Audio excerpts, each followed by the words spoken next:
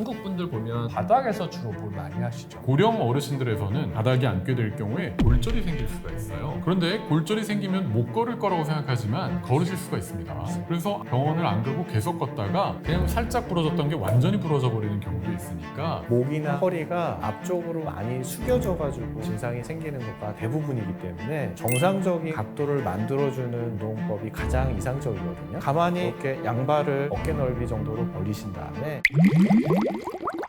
안녕하세요 시청자 여러분, 알면 힘이 되는 지식의 시간 지식한상입니다. 우리가 살다 보면 한 번쯤은 겪게 되는 게 바로 관절 통증인데요. 무릎, 허리, 고관절까지 아프면 일상이 힘들어지고 삶의 질이 확 떨어지게 되죠. 각 분야의 전문가들을 모시고 하나하나 여러분께 도움되는 이야기를 해보려고 특별히 제가 두 분을 모시고 나왔습니다. 고관절 전문하시는 윤필원 원장님, 그리고 척추를 전문하시는 정재현 원장님을 모시고 나왔습니다. 한 분씩 인사드리겠습니다. 먼저 윤필원 원장님. 안녕하십니까. 저는 평촌 서울나우병원에서 고관절 그리고 골반 쪽의 질환을 담당하고 있는 윤필환이라고 합니다. 만나 뵙게 되어서 반갑습니다. 다음은 척추 전문하고 계시는 정재현 원장님을 소개합니다. 네, 반갑습니다. 지식한상 구독자 여러분, 평촌 서울나우병원에서 척추를 담당하고 있는 전문의 정재윤입니다. 여러분들의 궁금증이 많이 해소될 수 있는 시간이 됐으면 좋겠습니다. 든든한 두 분 전문가를 모시니까 오늘 내용이 좋을 것 같습니다. 자, 오늘 주제가 생활 속의 관절통을 해결하는 방법입니다. 어떤 일들이 관절에 영향을 줄까 생각해 봤는데, 물방울이 처마에서 똑똑 떨어지면 그게 반복되면은 볼이 파인다 그러잖아요. 그런 식으로 우리가 관절 아프신 분들이 가만히 보면 생활 습관에서 오는 분들이 의외로 많으세요. 그래서 오늘 제가 뭘 고치면 될지 하나하나 좀 풀어보려고 합니다. 자, 첫 번째 질문. 요새 자기 전에 대부분 다 휴대폰 들고 보다가 잠드시죠? 저는 이렇게 들고 있다가 이렇게 뚝 떨어뜨려가지고 머리에 맞는 적도 있는데, 원장님들 한 분 한 분 솔직히 본인 평소에 주무시기 전에 핸드폰 어떻게 보시는지 실생활을 말씀해 주시기 바랍니다. 사실 아이들 키우는 입장에서 핸드폰 보지 말라고 하는데, 그런데도 저도 자기 전에 습관적으로 항상 핸드폰을 보는 것 같습니다. 뭐 뉴스를 본다고 생각하고 또 음악을 듣는다고 자꾸 찾게 되는데, 처음에는 침대 헤드 쪽에 기대서 이렇게 앉아서 구정하게 보다가 점점 이렇게 내려가게 되죠. 그러다가 목이 좀 꺾어진 상태로 이렇게 또 핸드폰을 보게 돼요. 또 그게 또 불편하니까 자연스럽게 또 옆으로 누워서 보게 되고, 그래서 제일 안 좋은 거는 잘 때 뭔가 준비를 하고 자야 되는데 나도 모르게 그냥 잠들어 버리는 경우가 있어서 맞아요. 제 스스로도 굉장히 좀 안 좋은 경우라고 생각을 하고는 있습니다. 정 원장님 어떠세요? 재미없는 이야기겠지만 저는 자기 전에 핸드폰을 잘 보지는 않습니다. 오. 네. 얼마 전에 저희끼리 한번 이야기를 나눈 적이 있죠. 관절 보는 선생들은 무릎이랑 허리가 아프다는 사람이 많은데 척추 맞아요. 보는 새 선생은 자기가 목이나 허리가 아픈 적이 별로 없다는 거예요. 맞아요. 자기 나름대로의 뭔가 습관을 지키고 있는 게 아닐까 싶긴 한데요. 앞서 이렇게 두 분이 말씀해 주셨던 것처럼 잘 때 조금 목을 숙인 자세에서 구부정하게 핸드폰을 보시거나 태블릿 PC 같은 거나 맥북 같은 걸 좀 보시게 된다면 목이 정상적으로 구조물이 앞쪽으로 휘어져 있는 전만이라고 하는 구조물을 이루고 있는데, 고개를 숙이게 되면 사실은 전만의 각도가 줄어들게 되거든요. 그렇게 되면 목 뒤에 있는 근육이 과부하가 걸립니다. 좀 긴장하게 되죠. 그래서 윤 원장님 말씀하셨던 것처럼 침대 이런 프레임 같은 데 목을 기대거나 걸치고 사실은 책을 보시거나 핸드폰을 보신다 그러면 사실은 목의 척추에 있는 관절 자체도 무리가 되겠지만 근육이나 인대에도 과부하가 좀 걸리면서 오래 장시간 있게 되면 근육이 긴장하고 딱딱하게 뭉치는 증상을 유발할 수 있죠. 맞아요. 저도 반성해 보면 누워서 핸드폰 보려고 하면 그냥 똑바로 누우면 불편하잖아요. 베개를 좀 높이게 되죠, 아무래도. 베개를 높여서 이렇게 기울이고 보다가 어느 순간 아침이야. 핸드폰은 저 충전해야 되는데 충전도 안 돼 있고 가끔 알람도 꺼져 있고, 자기 전에 사실은 올바른 자세로 자야 되는데 우리가 못하는 경우가 많죠. 그래서 오늘 좋은 자세가 뭔지 이야기를 해보려고 해요. 낮에는 또 우리가 한국 분들 보면 의자 생활보다는, 특히 어르신들 보면 옛날에 바닥 생활에 많이 익숙해져 있으셔가지고 바닥에서 주로 뭘 많이 하시죠. 바닥에서 하는 생활이 우리가 매일매일 하는 생활이니까 혹시 어떤 영향을 주는지. 지금 젊은 세대들은 좀 줄긴 했지만 바닥에 가부좌하고 앉거나 의자에 가부좌를 앉고 앉아서 일을 하시는 분들이 사실은 많은데요. 척추가 전방으로 C자 모양을 이루면서 앞쪽으로 전만을 이루거든요. 근데 그 목을 연결하는 자세보다는 등은 뒤쪽으로 좀 불룩한 각도를 이루는 후만을 이루어요. 근데 이제 등하고 밑에 있는 노출하고 부르는 허리는 다시 목처럼 전만, 앞쪽으로 만곡을 이루는 전만 각도를 정상적으로 만들어야 건강한 척추를 유지하고 디스크도 건강하게 유지할 수 있고 근육의 부하도 좀 적게 걸리는데, 바닥에 가부좌를 틀고 오랫동안 앉아 계시면 전만 각도가 줄어드는 자세가 됩니다. 등과 허리, 골반을 연결하는 전체적인 근육하고 인대 구조가 긴장하고 과부하가 걸릴 가능성이 많고요. 꼿꼿하게 앉아 있는 것 자체가 근육이 수축하게 만들기 때문에 디스크에 가는 압력을 증가시킬 수 있어요. 그래서 전체적으로 좋지 않은 자세입니다. 전만이라는 표현이 좀 어려우실 것 같아서 척추가 이게 앞이고 이게 뒤면 전만이라는 게 이렇게 핀 걸 말하시는 거죠. 근데 바닥에 앉으면 이렇게 눌리는 맞습니다. 말씀이죠. 맞습니다. 그래서 여기가 우리 벤치 꽉 쥐는 것처럼 굉장히 큰 힘이 여기 가져서 디스크에 압력이 간다는 설명이신 것 같습니다. 네. 고관절 측면에서 어떠십니까? 네, 진짜로 최근 왜 유행하는 K-팝 데몬 헌터스 헤대헌이라고 하죠. 거기서 소파가 있는데도 그 헌트릭스 멤버들이 바닥에 딱 앉아 있는 모습이 전형적으로 한국의 문화를 잘 표현했다고 칭찬을 한 적이 있어요. 그걸 본 적이 있는데 실제로 소파가 있는데도 바닥에 앉으시는 분들이 정말 많죠. 딱딱한 바닥에 너무 오래 앉아 있게 되면은 골반과 고관절에 좀 안 좋은 영향을 미칠 수가 있습니다. 정 원장님이 말씀하신 대로 약간 좀 뒤로 기대서 앉게 되는 자세에서는 골반의 가장 뾰족한 부분이 좌골이라고 하는 부분이 바닥에 딱 닿게 돼요. 손쉽게 한번 앉으셨을 때 손가락을 골반 밑에다 딱 넣어보면은 뾰족하게 닿는 뼈가 있습니다. 그 뼈가 좌골인데 딱딱한 부분이 딱딱한 바닥에 너무 오래 닿게 되면 그 부위에 염증이 생길 수가 있는데 좌골 점액낭염이라고도 하고요. 그런 문제가 생길 수도 있고요. 너무 오랫동안 이렇게 양반다리로 앉게 되면 어렸을 때는 관절의 발달에 도움이 된다고 좀 가설을 하기도 해요. 바닥에 앉기 위해서는 관절을 굉장히 많이 움직여야 되고 바닥에 앉았다 일어났다 하는 과정에서 관절 발달에 도움이 된다고 하는 가설도 있습니다. 그러나 이 어르신들에게 성인이 됐을 때는 고관절에는 바닥에 앉는 게 별로 건강하지 않다라고 말씀을 드리고 있어요. 왜냐하면 가동 범위가 넓게 이루어져야 되는데 나이가 들어가면서 고관절뿐만이 아니라 특히 또 바닥에 앉기 위해서는 고관절만 움직이는 게 아니라 무릎도 움직여야 되고 고관절도 움직여야 되고 허리도 같이 움직여줘야 돼요. 근데 어느 한 부위에서 가동 범위가 좀 줄게 되면 나머지 다른 관절 부위에 힘이 많이 집중이 되거든요. 예를 들어서 허리가 좀 뻣뻣해지거나 무릎이 안 좋은데 바닥에 앉게 될 경우에 고관절에 가해지는 부하가 굉장히 크다는 거죠. 그래서 관절에 부정적인 영향을 미친다 이렇게 말씀드릴 수가 있고요. 또 어르신들에서 좀 뼈가 약하신 특히 뭐 골다공증이 있거나 관절이 좀 좋지 않을 때 바닥에 앉았다 일어나는 과정에서 생기는 문제들도 있습니다. 넘어지실 수가 있죠. 네. 균형을 잃고 넘어질 경우에는 진짜 골절이 생길 수가 있어서 겨울철에만 넘어지는 게 아니라 집안에서 넘어지시는 경우가 많아서 그런 의미에서도 바닥에 앉는 거를 별로 권해드리진 않죠. 저도 뭐 무릎에 대해서 조금 첨언해드리면 무릎이라는 거는 많이 구부릴수록 굴곡이 커질수록 압력이 굉장히 커지게 돼 있거든요. 그래서 쪼그려 앉지 말라고 하는 건데 바닥에 앉는 것도 똑같습니다. 바닥에 앉으면 대부분 양반다리 하시거나 아니면 이렇게 무릎을 이렇게 쭉 당겨서 앉거나 이제 하셔서 압력이 많이 늘게 돼요. 우리 연골은 압력에 약한 건 당연한 거니까 그런 식으로 무릎 또한 바닥에 앉는 게 사실은 좋지 않습니다. 옛날에는 마루 생활했었지만 이제는 뭐 많이 바뀌었으니까 환경이 가능하시면 의자 생활하시고 소파에서 생활하시는 거를 권장한다는 말씀이시죠? 네, 맞습니다. 한 가지만 더 추가하면 네. 그 소파가 등받이가 충분히 높게 있는 소파를 쓰시는 게 척추는 사실은 부담이 적거든요. 그래서 엉덩이를 등 있는 쪽으로 바짝 붙이셔서 엉덩이가 바짝 붙인 상태에서 등을 소파의 등받이에 충분히 기대시고 앉아서 담소 나누시거나 TV 보시거나 책을 보신다면 허리 부담도 많이 줄으실 거고, 연세가 조금 있으신 분들은 앉을 때뿐만 아니라 누웠다 일어나실 때도 도톰한 보료나 아니면 낮은 매트리스 같은 데서 낮잠 같은 걸 좀 주무시고 일어나시면 허리 부담이 훨씬 적게 일어나실 수 있는 장점은 있겠습니다. 다들 많은 분들이 아실 거예요. 그럼 그 자세가 네. 좋은 거 나도 알지. 또 소파는 또 이렇게 앉아 마시죠. 저같이 그러시면 안 됩니다. 자, 나쁜 자세 말씀하셨는데 어떤 자세가 가장 좋은 자세인가요? 예를 들어 뭐 의자에 앉을 때 공통된 것 같아요. 허리에서도 마찬가지고 고관절, 골반도 마찬가지고요. 의자에 앉을 때 끝에 앉지 마십시오. 뭐 자꾸 일을 하다 보면은 점점 이렇게 기울어지게 되고 또 앞으로 가게 되고 그러다 보면은 어느 어느 순간 의자 끝에 이렇게 앉아 계시는 분들이 있어요. 그렇게 되면 아까 말씀드린 좌골이 정확하게 그 뾰족한 부분이 딱딱한 바닥에 닿게 됩니다. 우리 옛날에 말 타기 할 때 아프게 하는 자세,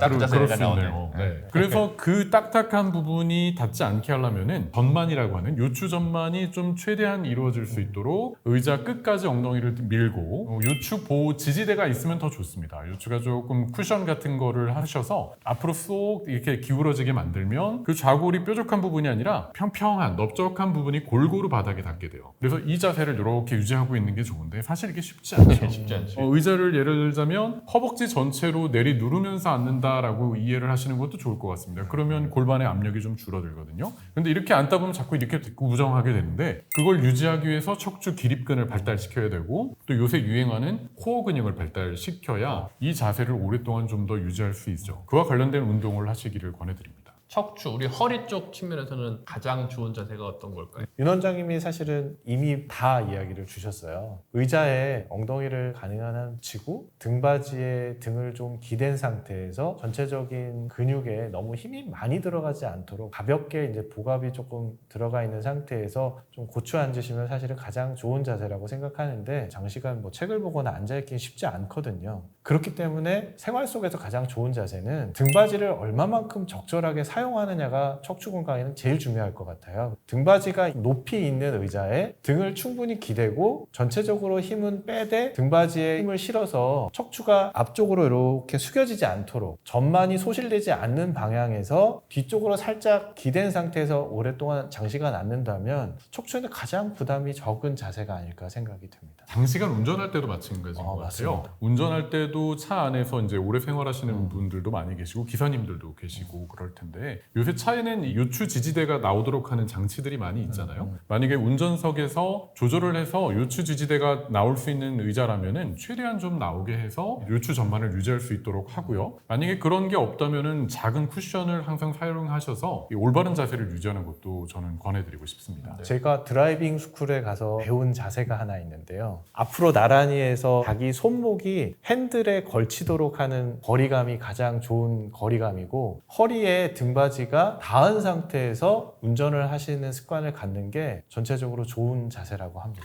바로 이렇게 하시는 분들도 있죠. 맞습니다. 네, 굉장히 좋지가 않죠. 저는 한 가지 첨언하자면 앉아있는 자세도 중요하지만 잠깐씩 쉬시라고 말씀드리고 싶어요. 너무 중요합니다. 한 자세로 너무 오래 있는 거. 우리 디스크도 그렇고 무릎이나 골반, 연골도 그렇고 장시간의 압력을 받으면 좋을 게 없거든요. 아무리 자세를 좋게 해도 30분에 한 번이나 50분에 한 번이나 일어나서 좀 자세를 한 번씩 풀어주기만 해도 훨씬 도움이 되실 것 같아요. 요새 웬만한 스마트워치들은 자세가 고정된 상태로 오래 있으면 일어나라고 메시지를 줘요. 너무 그런 걸 한번 좋은 이용해 세상이에요. 보십시오. 역시 스마트하시네요. 야.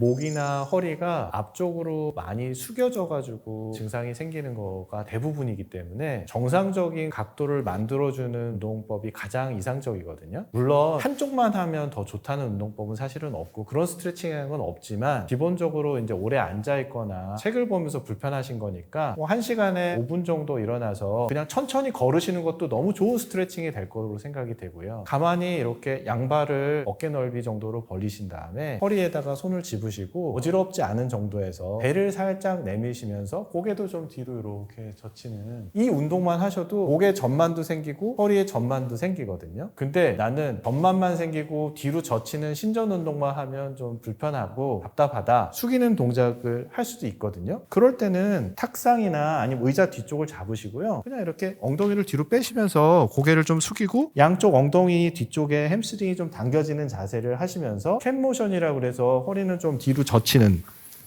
만세 하듯이 이렇게 좀 뻗는 자세를 하시면서 고개는 좀 숙여주는 이 스트레칭 가끔씩 하시면 너무 좋을 것 같습니다. 환자분들이 종종 외래에 와서 아마 이런 질문을 하실 것 같아요. 하루 종일 생활하고 집에 왔을 때 발에 파스를 붙이거나 발 마사지를 하면 몸 전체에 관절 전체에 좋지 않나요? 이런 얘기 들어보신 적 있을 텐데 혹시 고관절 전문가인 윤 원장님 어떻게 생각하십니까? 그렇죠. 그런 질문 많이 받습니다. 발이 이제 전신과 연결돼 있다. 뭐 어느 부분을 누르면 관절에 도움이 되나요? 이렇게 물어보기도 하시는데요. 좀 당황스러울 때가 많습니다. 의학을 전문하는 입장으로서는 우리나라에 아직 아직 이 한의학의 영향이 많이 있기 맞아요. 때문에 그게 옳다 그렇다는 저희가 말씀드릴 차원은 아니지만 털이나 뭐 기 어느 부위를 누르면 전신이 개운해진다라고 하기는 하시지만 전문의로서는 근거가 부족하기 때문에 그렇다 말다 확실하게 말씀드리기는 어려울 것 같아요. 다만 이제 오래 걷고 집으로 왔을 때 다리가 붓는 증상이 생길 수는 있습니다. 소위 하지 부종이라고 하죠. 어느 이상 생기지 않으면은 뭐 병적이진 않은데 간단히 테스트하실 것은 정강이 부위를 그 손가락으로 이렇게 눌렀을 때 움푹 패이는 현상이 생기면 그거는 좀 부종이 있다라고 봐야 되죠. 그리고 양말 자국이 좀 유달리 좀 많이 생긴다던가 그럴 경우에는 마사지도 중요하지만 아주 간단하게 발목 펌프 운동이라고 표현을 하는데요. 발목을 이렇게 위아래로 쭉쭉 짜주는 운동만 해도 혈액순환이 개선이 되고 또 하나는 바닥에서 오히려 소파에다 다리를 올려놓는 다리를 심장보다 좀 높게 올려놓는 자세도 붓기를 빼는 데 도움이 되고요. 또 요새 좀 유행하는 장비들이 많죠. 공기압으로 마사지를 해주는 것들 맞아요. 그것들도 아래 부종을 빼는데 혈액순환을 촉진시키는데 도움을 주어서 오히려 그것들이 증상을 개선시키는 데 도움이 될 것 같습니다.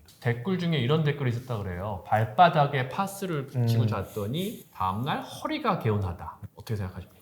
참 어려운 내용입니다. 좀 곤란하고 그런 일이 절대 없습니다. 이렇게 이야기하기도 좀 쉽지 않은 것 같아요. 뭐 실제로 인체라는 게 하나의 근육으로만 움직이는 게 아니고 여러 개의 관절, 다양한 근육, 다양한 인대들이 조화롭게 움직이는 거니까 뭐 동작을 하다가 발의 특정 근육이 좀 좋지 않아서 그쪽으로 오래 서 있기가 어려웠다면 허리에 사실은 부담이 갔을 수도 있는 거거든요. 그런데 그런 게 뭔가 마사지를 하거나 따뜻한 찜질을 하거나 근육이나 인대가 긴장될 만한 병변이 조금 해소가 됐을 때 허리를 좀 편안하게 느낀다고 하면 그거는 일리가 있는 증상이라고 보이니까 뭐 실제로 나는 발이 조금 너무 불편하거나 뭐 특정 부위가 눌러서 아플 때 그런 부분을 조금 가벼운 민간요법이나 따뜻한 찜질, 뭐 마사지 같은 거를 해서 해소시킨 다음에 증상이 좋아지는 경험을 한다 그러면 내 발에 좀 문제가 있었거나 다리 쪽에 있는 근육이나 인대에 좀 문제가 있었던 게 허리 증상을 유발했다가 좋아졌구나 라고 받아들이시면 되지 않을까 싶습니다.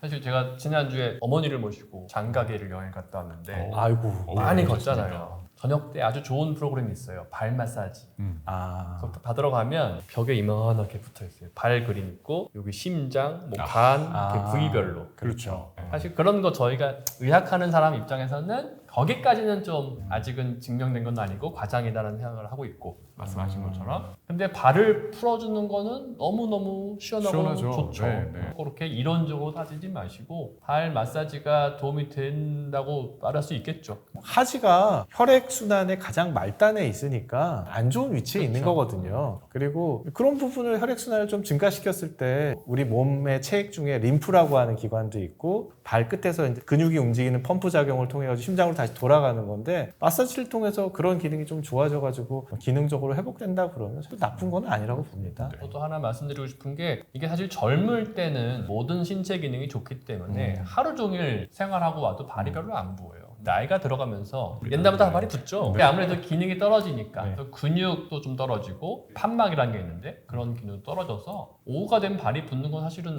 피해갈 수 없는 것일 수도 있어요. 근데 그럴 때 우리가 발 마사지를 하거나 또는 아까 말씀하신 발목 펌프 운동이거나 이런 요령을 찾으시면 건강에 분명히 도움이 될 것 같고 저는 특별히 외래에서 좀 그렇게 말씀하시는 분들께는 주무시기 전에 꼭 족욕하시고 손으로 좀 자기 발 이렇게 만져주시고 폼롤러 많이 권유해요. 폼롤러. 제 침대에는 폼롤러가 있습니다. 자기 전에 꼭 폼롤러 하고 자는 습관이 생겨서 너무 좋기 때문에 한번 해보시는 것도 좋을 것 같아요. 마사지를 할 때 혹시 개인적으로 추천해주고 싶은 포인트가 있으면 말씀해 주시면 좋을 것 같아요. 고관절은 세 군데를 말씀드릴 수 있을 것 같아요. 많이 걸을 때, 걷거나 활동을 할 때 가장 중요하게 쓰이는 고관절 주변 근육 중에 외전근이라는 근육이 있죠. 고관절 바로 옆쪽입니다. 딱딱하게 만져지는 뼈 바로 위쪽에 삥 둘러서 있는 둔근이라고 표현을 하는데요. 대둔근, 중둔근, 소둔근이 있는데 그걸 뭐 특정할 필요는 없고요. 그 부위가 오래 걷고 나면 좀 피곤해질 수가 있죠. 특별히 근력 운동을 안 하시면 지구력이 떨어져서 어떤 분들은 시리다고 표현을 하기도 하시고 그래서 오래 걷고 나서 그 부위가 시리거나 뻐근할 때 꾹꾹 눌러주는 마사지를 하는 것도 굉장히 좀 시원하게 느껴지실 수 있을 것 같고요. 두 번째 부위는 고관절 서해부 사타구니 쪽인데요. 대퇴 직근과 장요근 이 부위도 고관절을 굴곡하거나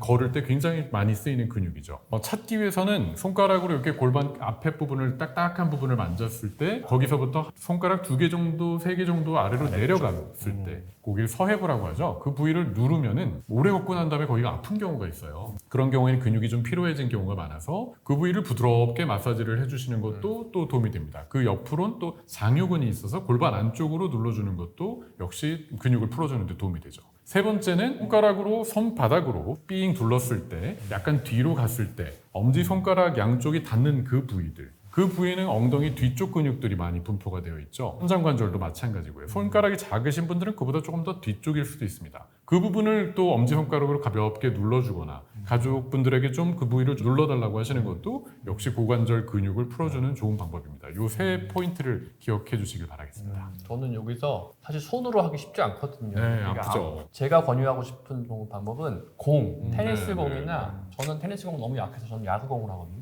그래서 저는 꼭 이렇게 풀고 야구공 자는- 너무 센 것 같습니다. 야구공 시원합니다. 저는 사실은 이런 거 권해드리고 싶은데요. 가족끼리는 사실은 하실 수 있는 거니까 통증을 완화시키거나 근육을 좀 풀어주고 크림이나 로션 이런 것도 많고 가볍게 마사지할 수 있는 오일이 되게 많거든요. 그래서 오일을 조금 미지근하게 좀 데우셔서 손에 좀 충분히 묻히셔가지고 허리에 우리 길이끈이라고 하는 건 대부분 방향이 여러 개로 나눠져 있는데 그 중에 가장 중요한 건 우리 허리 벨트 매시는 그 주변이 허리 요추 4, 5번 위치거든요. 그 위에서 아래 방향으로 좀 넓게 부채살이 펴지듯이 그렇게 아래쪽을 밀어주시면 근육이 굉장히 이완이 많이 되는데요. 그걸 조금 더 효과적으로 하시고 싶으시면 반신욕을 한 5분에서 10분 정도 하시거나 뜨거운 샤워를 한 5분에서 10분 정도 하시고 나서 미지근하게 데운 오일로 마사지를 해주시거나 아니면 좀 가벼운 크림 같은 거 발라서 부드럽게 마사지 해주시면 굉장히 도움을 많이 받을 수 있을 것 같고요. 혼자 하는 건가요? 누군가 해줘야죠.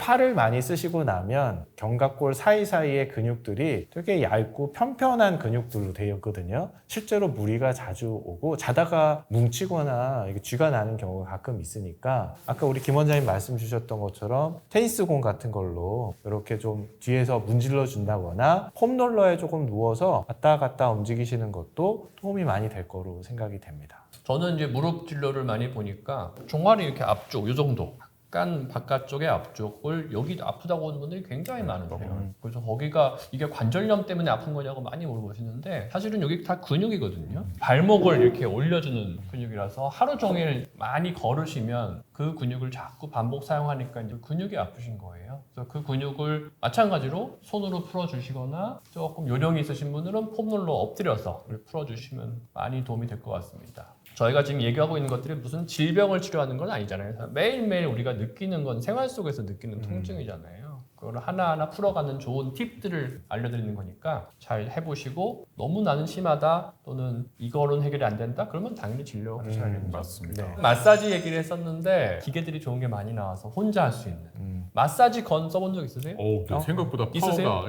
너네 있어요? 저는 선수들 봐주는 곳에 가서 가끔 쓰고 있죠. 있습니다. 예. 마사지 건을 사용하는 것이 좋다, 도움이 된다 또는 아니다 의견을 부탁드립니다. 몇 가지 조심하시면 도움이 된다. 저도 뭐 젊은 분이고 특별하게 뭐 골다공증이 있거나 이런 분들이 아니라면 긍정적이라고 생각합니다. 반대로요, 우리가 이럴 때는 진짜 좀 위험하니까 좀 쓰지 않았으면 좋겠다라고 말씀하시면 좋을 것 같아요. 사실 저도 뉴스로 접했는데요. 마사지 건을 특히 이 경부 쪽, 목 쪽에 혈관이 지나가는 쪽에 사용을 했다가 혈전이 생성이 되면서 그렇죠. 뇌혈관을 막는 그런 질환이 생긴다는 보고가 된 적이 있대요. 그런 거는 상당히 좀 조심을 할 필요가 있을 것 같습니다. 일반인 분들이 이 해부학을 잘 모르시기 때문에 그렇죠. 어느 부위에 신경이 있고 어느 부위에 혈관이 있는지를 모르니 조심하시라고 말씀드리는 부위는 사용하지 않으시는 게 좋을 것 같아요. 저는 고관절 전문이니까 예를 들자면 서해부에서 사타구니 앞쪽으로 대퇴신경, 대퇴혈관 이렇게 굉장히 중요한 혈관들이 지나갑니다. 림프 기관도 마찬가지고요. 그래서 너무 고관절 안쪽으로 하시면은 안 좋을 것 같아요. 아까 말씀드렸던 세 가지 포인트, 근육이 있는 부위들은 괜찮은데요. 포인트 중에서 장요근이 있는 쪽에는 마사지건은 사용하지 않으시는 게 좋을 것 같습니다. 둔근이나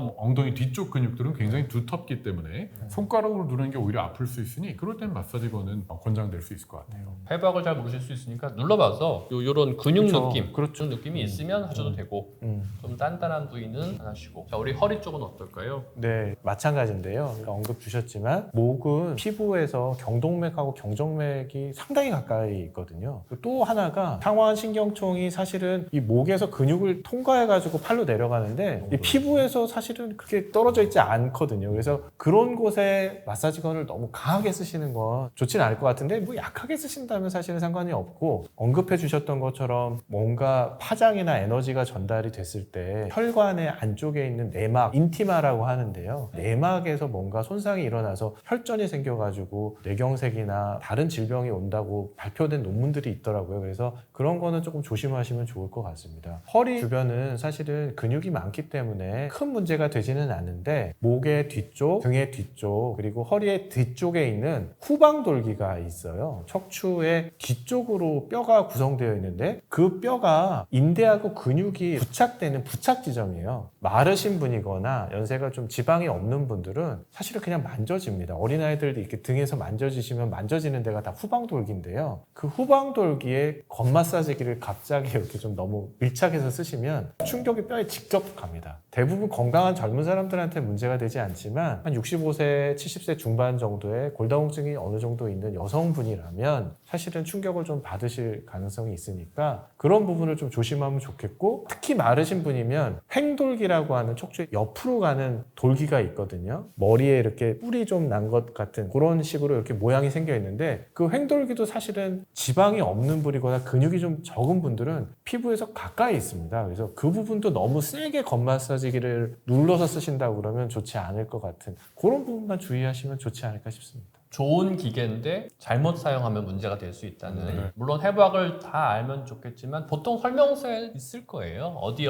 이 포인트를 하시라고. 그걸 따르시거나 또는 너무 어려우시면 요새 뭐 인터넷 치면은 해부학 그림도 너무 잘 나오니까 그럼. 확인해 보시고 하시는 것이 안전하지 않을까 싶습니다. 우리가 생활 속에서 이렇게 혼자 풀어보고 할 수 있지만 이런 증상은 조금 혼자 풀기에는 위험한 사인이다. 이럴 때는 병원에 가는 게 안전합니다. 사실은 목이 아픈 경우는 가능한 한 목이 덜 아플 것 같은 그런 위치에서 6시간 정도 편안하게 조금 누워 계시는 거를 먼저 추천해 드리고요. 만약에 움직이실 수 있을 정도의 통증인데 많이 아프다 그러시면 일단 잘 모르시겠다 그러면 따뜻한 찜질이나 뜨거운 샤워 같은 것들을 조금 해주시면 근육이나 인대 문제 때문에 생기는 증상은 좀 경감이 되실 수 있거든요. 그렇게 해보신다 그러면 도움이 될 것 같고요. 허리가 갑자기 아파서 못 움직이시겠다고 하시면 무릎을 세워서 접으시면 허리로 가는 힘의 전달이 조금 덜 되거든요. 그렇게 해서 편안한 자세로 조금 누워 계셨을 때 증상이 경감되시는지 보는데 다리에 힘이 갑자기 풀린다거나 소변이 자꾸 감각이 좀 떨어진다거나 남자분이나 여성분이거나 자기 항문이나 회음부 주변에 만졌을 때 감각이 떨어지거나 다리나 발바닥 쪽으로 특별한 부분에 고무장갑 낀 것 같이 감각이 아주 둔하면 그건 너무 기다리지 마시고 병원을 가셔서 전문가랑 한번 상의해 보시는 게 좋지 않을까 싶습니다. 네. 골반 쪽에서는 어떤 게 있을까요? 네. 고관절에서 가장 흔한 증상이 양반다리가 안 된다. 사실 우리나라에서 생활 습관이기 때문에 그렇게 표현을 하시죠. 자가로 간단하게 테스트하실 수 있는 방법이 있는데요. 의자에 앉아 계실 때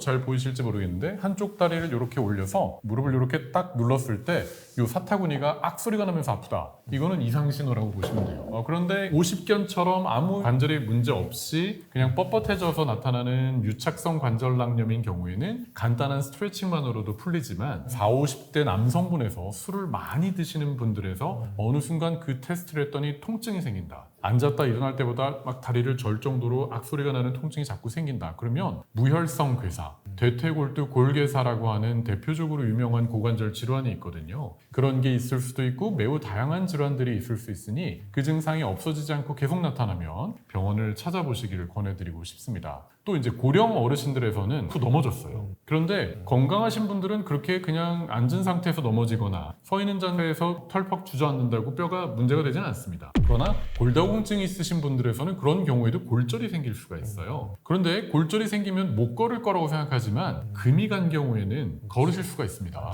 그래서 아픈데 걸을 수 있다고 해서 병원을 안 가고 계속 걷다가 그냥 살짝 부러졌던 게 완전히 부러져 버리는 경우도 있으니까 65세 이상 고령이신 분들에서 넘어졌는데 통증이 생기고 좋아지질 않고 점점 나빠진다. 그러면 함부로 걷지 마시고요. 지팡이를 쓰시던지 도움을 요청하셔서 병원에 가셔서 검사를 받아보시길 권해드리고 싶습니다. 윤 원장님이 이렇게 이야기하시니까 제가 한 가지만 더 첨언을 하고 싶은데요. 아까 말씀하셨던 것처럼 65세 이상 한 75세 되시는 분들이 뭐 다치지도 않았는데 일어나려고 하는데 나 평소처럼 일어날 수가 없어서 허리랑 등이 너무 아픈데 내가 일어나려고 그러면 한 10분, 20분씩 막 걸리고 몸을 주체하지 못하겠다는 그런 통증이 있으시면 사실은 가족분들이 그걸 방치하지 마시고 병원에 오셔서 검진을 받아보시는 게 골다공증성 골절이라고 해서 외상성 골절이랑 좀 다른 질환이 있으니까 한번 체크업을 해보시면 좋지 않을까 싶습니다. 병원에서 진료하다 보면 사실은 여기 애매하게 이게 엉치라고 하죠. 그렇죠. 엉치 아프고 뭔가 등이 아프고 허리가 아플 때 이게 허리에서 오는 통증인지 또는 골반에서 오는 통증인지 사실 굉장히 혼동스러울 때가 있어요. 병원에서도 좀 놓치는 경우도 심지어 있잖아요. 그럼요. 골반이 아프다고 오시는 분도 많고요. 엉치 아프다, 고관절 아프다라고 오시는데 아픈 부위가 대부분 이 골반 주변으로 있기 때문에 허리를 진료를 보지 않으시고 바로 저한테 오시는 경우도 많죠. 그런데 이제 위치로 간단히 구분을 하실 필요는 있을 것 같습니다. 실질적으로 고관절이 아프다 그러면은 우리가 서해부라고 하죠. 사타구니 앞쪽 앉았을 때 접히는 요 부위가 고관절이 위치하고 있기 때문에 그 앞쪽 부위가 아프면 고관절이 아프다라고 이제 생각하실 수가 있고 또 양반다리가 갑자기 안 된다. 양반다리를 할 때 통증이 생긴다. 그런 경우도 고관절이 아프다라고 생각을 하실 수 있습니다. 그런데 엉치라고 표현할 때는 우리가 엉덩이 뒤쪽을 얘기를 하거든요. 엉덩이 뒤쪽에도 물론 고관절, 골반 근육들이 있지만 엉덩이 뒤쪽 깊숙한 곳이 통증이 있으면서 그 부위만 아픈 게 아니라 다리로 뭔가 뻗치는 통증이 생긴다면 척추 쪽의 문제 때문에 방사통이나 연관통이 생길 수가 있어서 엉덩이 뒤쪽 통증이라면 허리가 문제가 있을 수 있다라고 생각을 할 수가 있을 것 같습니다. 네, 제가 여쭤본 이유가 컨퍼런스 이제 해보면 허리가 문제라 그래서 몇 년간 허리 치료만 계속 맞아요. 했는데 네. 골반을 엑스레이 찍었더니 골반에 관절염이 와 있었던 환자들이 네. 많이 있잖아요.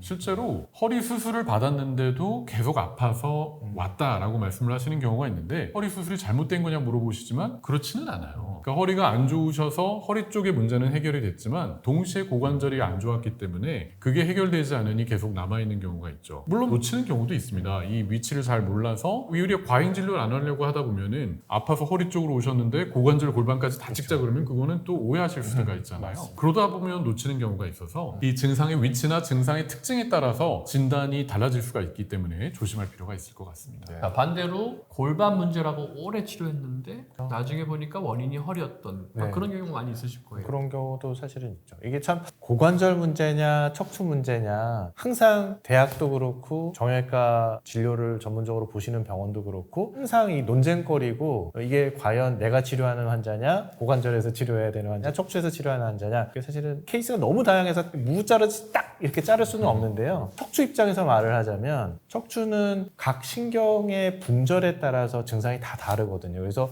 허리에 2번, 3번, 3번, 4번 증상이 있을 때는 아까 우리 윤 원장님 말씀하셨던 것처럼 다리의 허벅지 앞쪽으로 무릎 위쪽까지 아픈 경우가 있고요. 그거보다 좀 아래 4번, 5번, 5번, 1번 그 아래쪽의 증상은 또 엉덩이에서 다리 뒤쪽으로 증상이 사실 내려오기 때문에 구별하기가 쉽지는 않습니다. 그리고 또 방사통 이야기 하셨는데 방사통이 있는 사람도 있고 방사통이 없는 사람도 있어요. 운동 기능이 떨어져서 마비가 있는 사람도 있고 운동 기능이 아주 정상인 사람도 있고 대신 조심해야 되는 건 이게 고관절 치료를 오래 했는데도 허리가 문제가 있는 경우에는 전형적인 경우가 허벅지나 사타구니 증상이 있었는데 실제로 고관절 증상이라고 계속 지내다 보면 나중에 봤더니 전체적으로 허리에 디스크가 다 닳아가지고 퇴행성 변화가 심해서 허리에 정상적인 만곡이 잘 이루어지지 않으니까 전만이 줄어들고 그로 인해서 이 허벅지 앞쪽하고 고관절 앞쪽으로 내려오는 장요근의 길이가 좀 짧아짐으로써 신전이나 굴곡이 정상적으로 스트레칭이 안 되신 분들이 근육이나 인대 증상 때문에 같이 결부돼가지고 허리도 아프고 고관절도 아프고 이렇게 증상으로 오시는 분들이 많거든요. 그런 분들은 사실은 허리가 디스크가 좀 덜 닳도록 운동을 가르치고 질환에 진행되는 걸 좀 억제하고 신경 증상이 덜 생기도록 치료를 같이 병행했어야 되는데 그렇지 않은 경우가 꽤 있기는 합니다.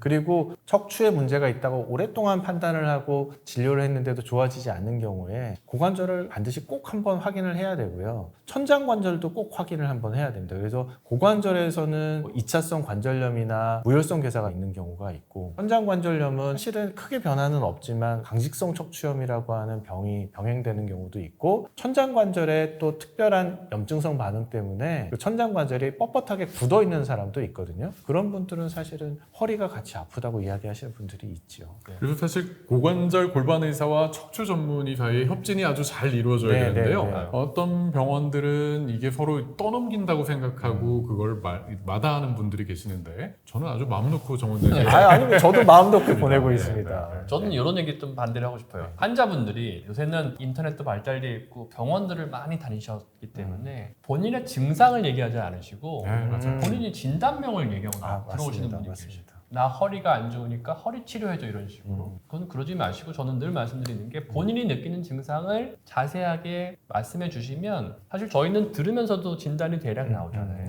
그런 문화가 저는 좀 아쉬운 것 같아요. 요새 점점 너무 정보가 많아지니까 저희들도 잘 들을 테니 환자분들은 병원에 가시면 증상을 좀 말씀해 주시는 그런 문화가 생기면 너무 좋을 것 같습니다. 그렇죠. 예를 들어 전 이상근이 아파서 왔어요. 이렇게 말씀을 하시는데 얼마나 불편하시고 찾아보셨냐는 그런 생각은 할 수는 있지만 사실 저희가 진단을 할 때 오히려 방해가 됩니다. 방해가 되죠. 그냥 어느 부위가 아프고 어떨 때 아프고 이런 증상들을 자연스럽게 얘기를 해주시면 의사들이 그렇게 트레이닝이 돼 있어요. 어떻게 어떤 정보를 갖고 진단을 하게 돼 있는데 이상근이 아파요 그러면 당황하게 맞습니다. 됩니다. 네. 어느 부위가 어떻게 아픈데 얼마나 오랫동안 아프고 내가 일상생활을 방해가 될 정도라고 불편한 거를 표현해 주시면 아마 의료진이 적절하게 이해를 하면서 문제가 있는 부분을 찾아가지 않을까 싶습니다. 제가 얘기를 듣다 보니까 댓글이 달릴 것 같아요. 네. 그렇게 자세하게 얘기할 시간을 줘라 이런 식의 분들이 네. 확실히 계실 것 같아서 저희도 조심하겠습니다. 저희도 네, 조심하겠습니다. 네. 최선을 다하겠습니다. 오늘은 우리 생활 속 관절통 해결법에 대해서 정지훈 원장님과 윤필원 원장님을 모시고 함께